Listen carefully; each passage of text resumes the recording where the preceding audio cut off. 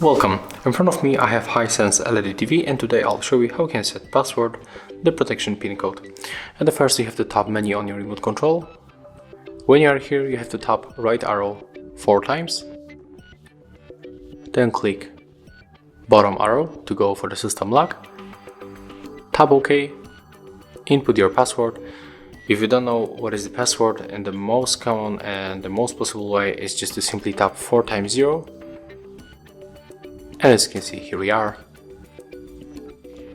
Then you can change the password, so you have to tap OK on your remote control, and we have to press the old password. It's 4 times 0, as I said before.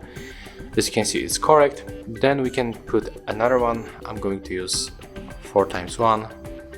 So we have to press it on your remote control simply, and there we are. Here we can turn it on the system lock, and after that you can, for example, lock your channels. But right now I don't have any of them, so that's it. If you find this video helpful, remember to like, comment and subscribe to our channel.